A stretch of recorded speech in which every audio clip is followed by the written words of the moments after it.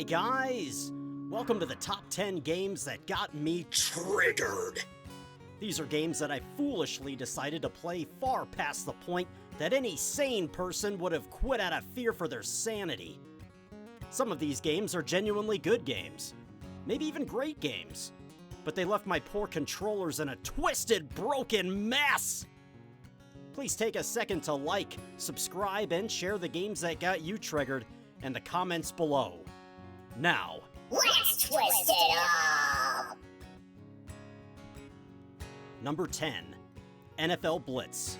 Available for arcade, Nintendo 64, PlayStation, Game Boy Color, and PC. Okay, we've all played this damn game. It's great, but if you get up 2 scores in the second half, forget it. You will throw a pick, fumble, muff a punt, miss a tackle, or launch the opposing player 15 yards forward into the end zone. This game may as well have bullshit written on the cover. No matter how good you were at this game, the CPU would always come storming back to turn your ass crack into a tropical rainforest. This trash happens when playing this game with friends too, but at least it's funny when that happens. If you're alone and get the itch to play some NFL video games from the late 90s, don't pick this game. For the love of our Holy Father in heaven, just pick something merciful, like Tecmo Bowl or NFL 2K.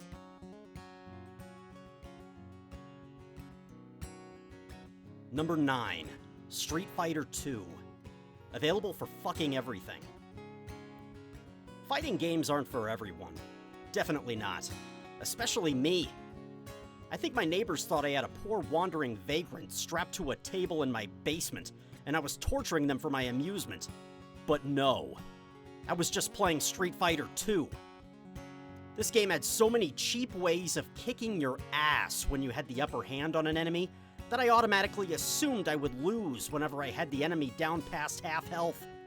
Blanca would come storming back and somersault himself into my character, starting a chain reaction that would end with my controller blasting through the drywall at the far end of the room.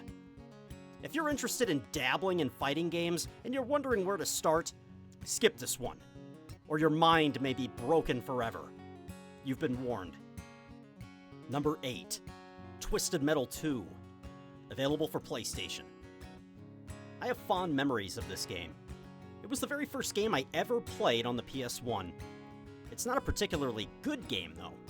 The controls are trash, and every character's armor is absolute dog shit. You aren't meant to make it through an entire playthrough in one go. Not even close. The game gives you little codes to type in to continue your progress from the point that you died with full lives.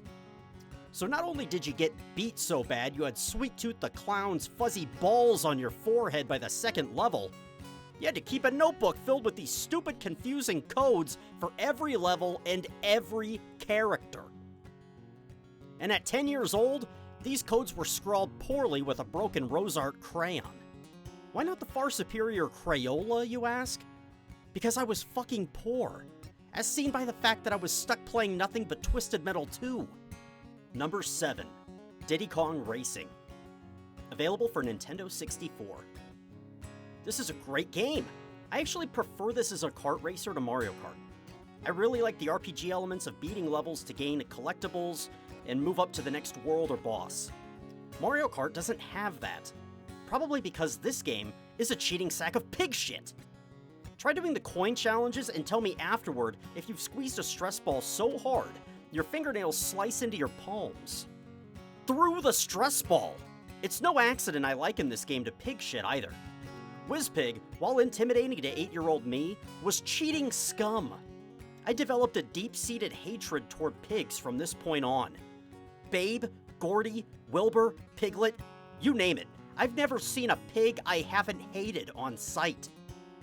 The Elephant Genie was really great though. I've never seen an Elephant Genie I haven't liked. Number 6, Star Wars Jedi Power Battles. Available for PlayStation, Dreamcast, Game Boy Advance, Nintendo Switch, PlayStation 4, PlayStation 5, Xbox One, Xbox Series X and S, and PC. Oh yeah, you may be old enough to remember walking into a Best Buy and seeing this beauty on the shelf. The cover art just screamed fun. Episode 1 had just come out, and this was an action game based on that movie. All imaginative little kids who wanted to be a Jedi flocked to this game to hack and slash their way through droids. But they didn't expect that their biggest obstacle would be falling off fucking cliffs.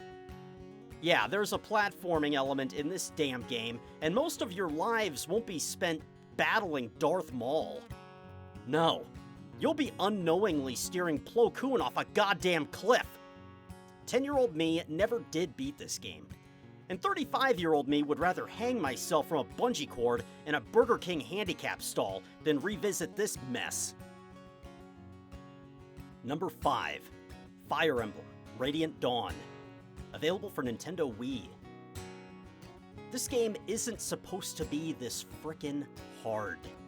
During the translation from Japanese to English, they accidentally peed on the difficulty by making easy mode into normal mode, and normal mode into hard mode. If you've ever played a Fire Emblem game, hard mode is really hard. And my stupid ass didn't know this helpful tidbit until it was far too late. I did manage to beat the game, but I was sacrificing precious party members to permadeath at every turn. If you do decide to play this game, just remember to play on easy mode, which is actually normal mode. Unless you're a fan of being waterboarded. Then by all means, please continue. Number 4. Final Fantasy Tactics. Available for PlayStation, PSP, iOS, and Android. Only one word needs to be said about this. WeGraph. This battle alone at the end of Chapter 3 will make you question every decision you made leading up to this point of the game. Did you pick the wrong jobs? Yes. Are you underleveled? Well, yes. Is this level impossible to beat? Yes! WeGraph turned Velius is easily the hardest boss in the game. It isn't close. Saint Ajora and the Lucavi demon butthole in the deep dungeon don't hold a candle to this dude. He can hit massive areas for big damage with deadly spells, so your only hope is to get in close as quickly as possible before he kills too many of your troops. But this feat is made nigh impossible by the fact that he has lesser demons all around him, ready to meet you before you have a chance to engage Velius. If you unknowingly saved just before this fight, may God have mercy on your pitiful soul, because you can't go back and train to get stronger. You'll probably have to start your game over from the beginning. But that's not all! No! Let's say the planets align, and you actually somehow beat this jackass. Don't celebrate yet. There's a follow-up battle on the roof of Riovane's castle, where you have to fight the Marquis Elmdor and his 2 concubines. You only have to beat one of them, so not a big deal, right? Wrong. Rafa's stupid ass goes running in there like she's just found the last golden ticket, and she wants to show Grandpa Joe! Then these 3 overpowered monsters just rain down all hell on her, and she dies. Game over. I'd sooner climb naked into a raccoon-infested Panda Express dumpster than go through this shit again. Number 3. Blasphemous. Available for Nintendo Switch, PlayStation 4, Xbox One, and PC. God damn it. This game kicked my pasty white ass.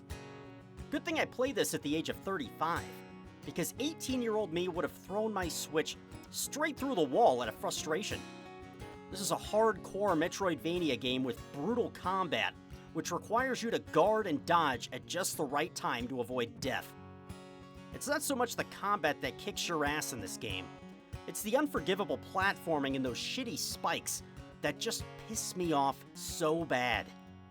Granted, I'm not the best at platformers, and the Switch was probably the wrong system to play this particularly challenging platformer on, as you need a good controller.